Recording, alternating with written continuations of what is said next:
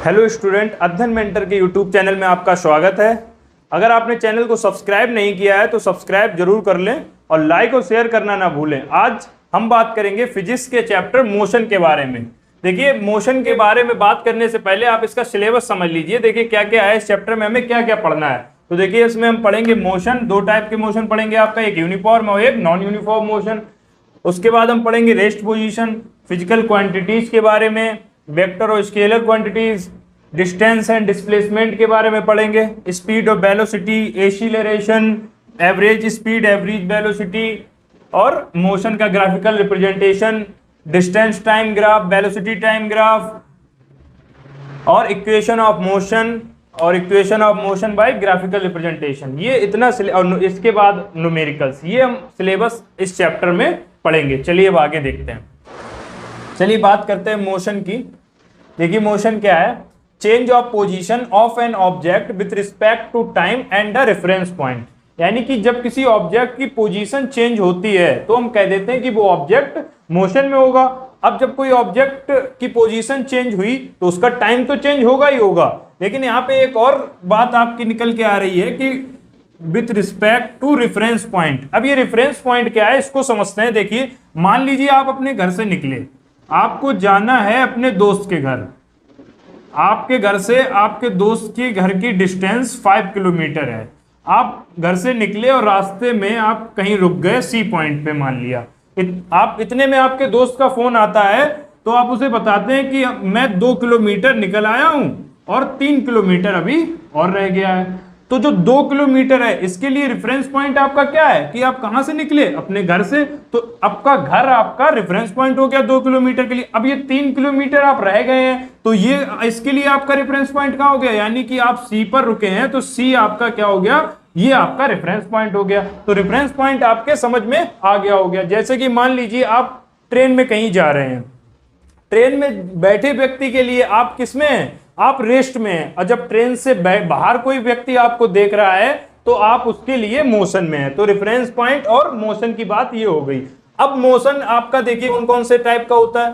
पहला आपका हो गया लीनियर मोशन, पेंडुलम मोशन और सर्कुलर मोशन। लीनियर मोशन क्या होता है, जब मोशन आपका स्ट्रेट लाइन में होता है तो हम उसको कह देते हैं कि वो लीनियर मोशन होगा। पेंडुलम मोशन क्या है, देखिए पेंडुलम मोशन, जो पेंडुलम वॉच है उसमें टू एंड फ्रो मोशन होता है, इस तरीके से टू एंड फ्रो। तो इसको हम बोल देते हैं कि ये आपका पेंडुलम मोशन है। ठीक है, टू एंड फ्रो मोशन जो होगा उसी को हम कह देंगे कि वो आपका पेंडुलम मोशन है। सर्कुलर मोशन क्या होता है, जब मोशन सर्कुलर पाथ में होता है तब हम कह देते हैं कि जो मोशन होगा वो आपका सर्कुलर मोशन होगा। ध्यान रखिएगा। अब बात करते हैं रेस्ट की। तो रेस्ट क्या है, तो a body is said to be rest when its position does not change with respect to time. यानी कि जब कोई बॉडी अपनी पोजीशन चेंज नहीं करती है या पोजीशन उसकी चेंज नहीं होती है तो हम कह देते हैं कि वो रेस्ट में होगी।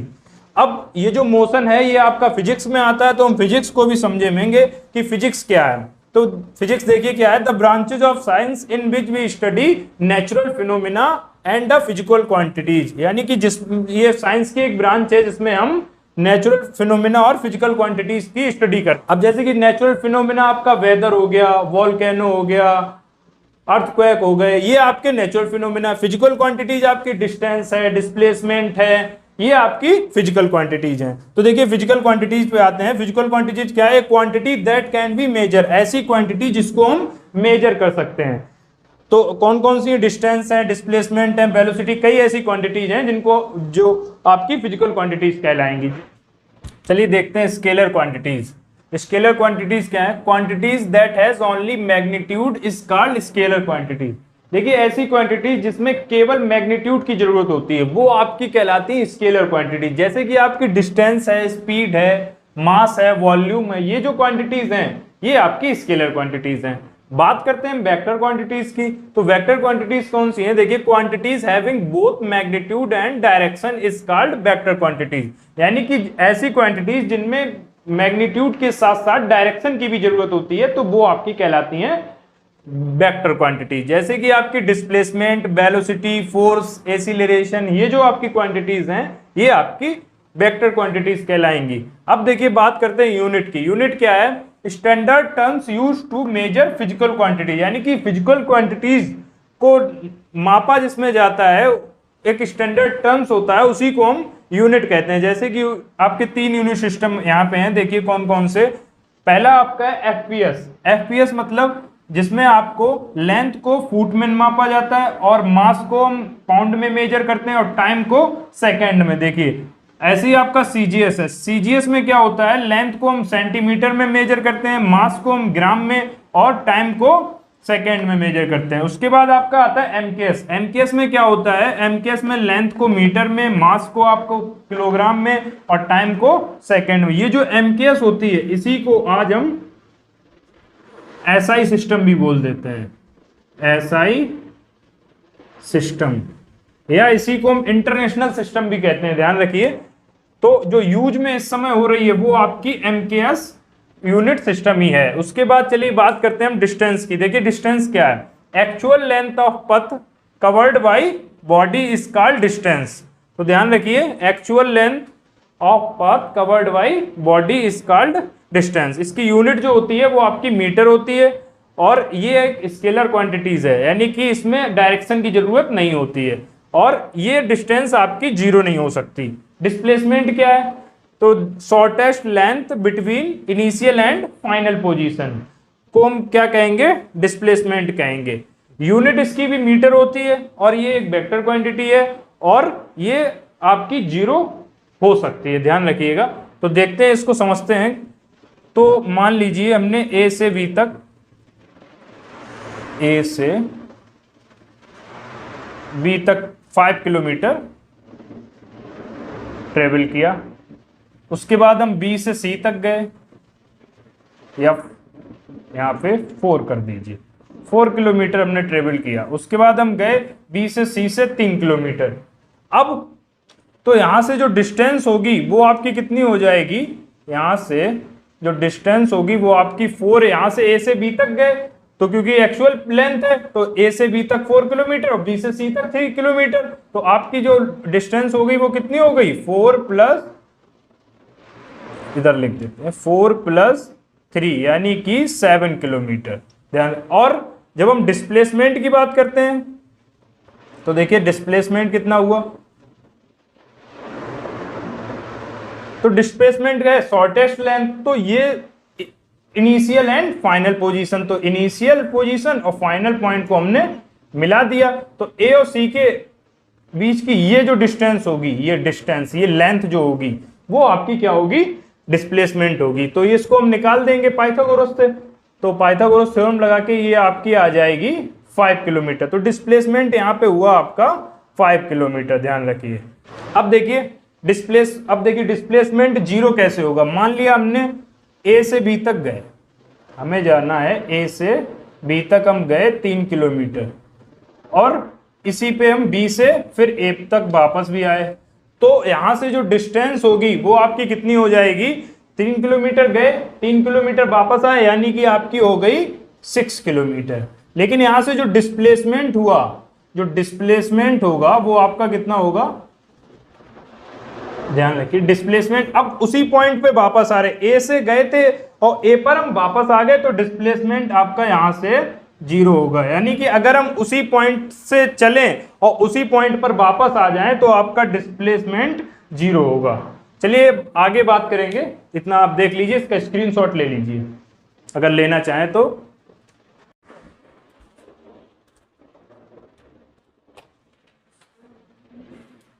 चलिए देखते हैं स्पीड के बारे में।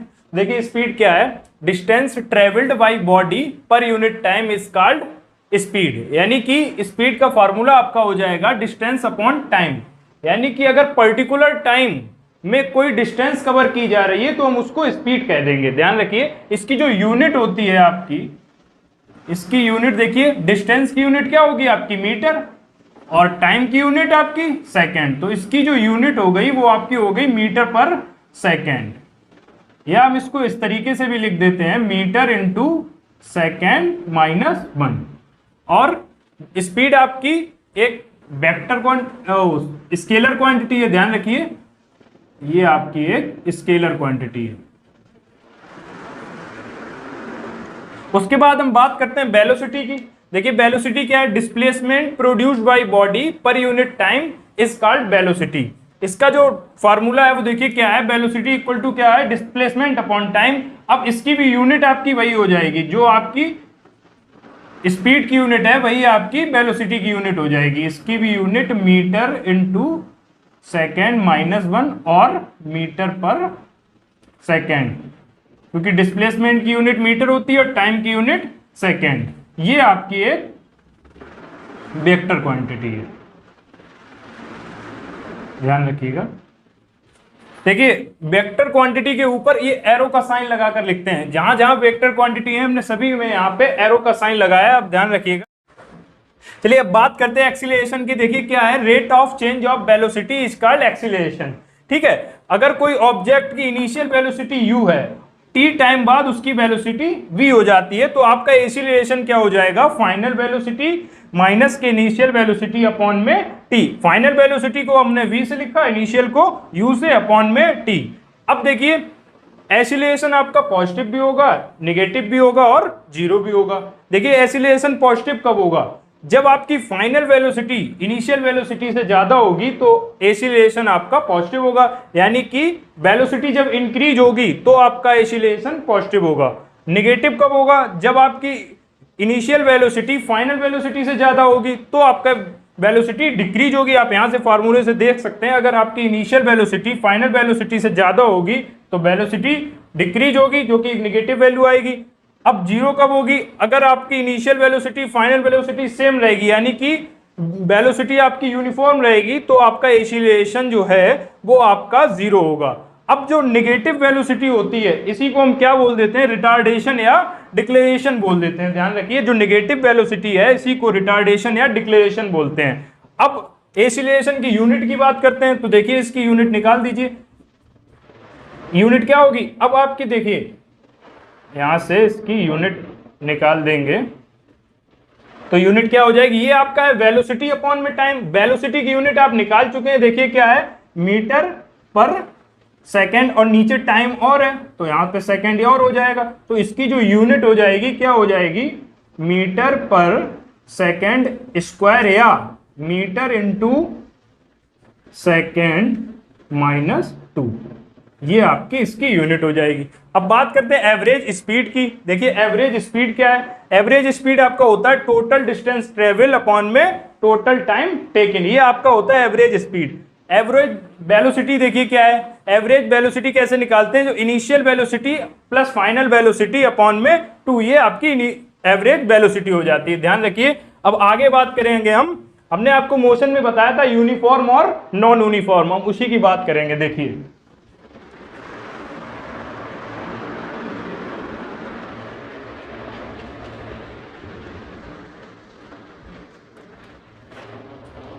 देखिए आपका यूनिफॉर्म मोशन क्या है,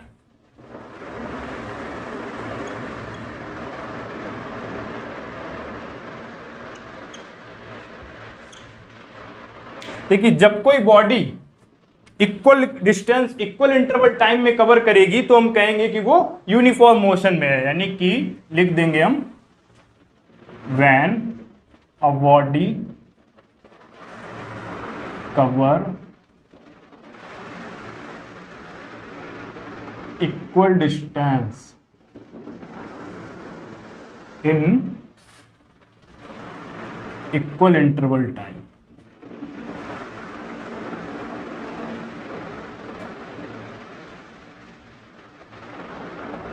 तो ध्यान रखिए, when a body cover equal distance in equal interval time, तो आपका वो क्या कहलाएगा कि ऑब्जेक्ट यूनिफॉर्म मोशन में है। जैसे कि कैसे समझेंगे, देखिए इसको, मान लिया कोई आपकी कार है, ए से चली, जाना है हमको बी तक। अब किसी कार को ए से बी तक जाना है तो पहले 1 घंटे में उसने चली 5 किलोमीटर, पहले 1 घंटे में 5 किलोमीटर, और दूसरे 1 घंटे में भी वो कितना चलेगी, 5 किलोमीटर चलेगी। यानी कि आपकी देखिए इक्वल डिस्टेंस भी है और टाइम भी कैसा है, इक्वल लग रहा है, तो हमें यहां पे कह सकते हैं आपका यूनिफॉर्म मोशन है। अब बात करेंगे नॉन यूनिफॉर्म मोशन की। देखिए नॉन यूनिफॉर्म मोशन क्या है,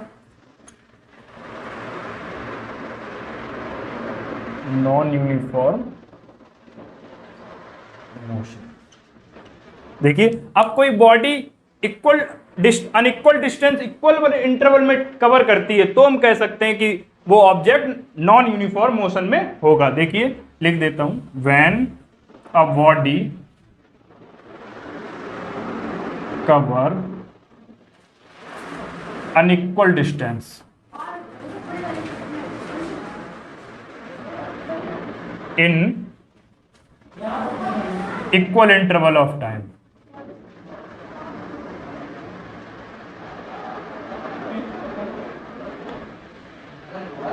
देखिए अब देखिए मान लिया कोई अब यहीं से देखें कोई बस है ए, उसको जाना है बी तक, तो पहले 1 आवर में उसने डिस्टेंस कितनी कवर की, मान लिया 6 किलोमीटर अगर कवर करी, तो अगले 1 आवर में डिस्टेंस उसने कवर की 8 किलोमीटर।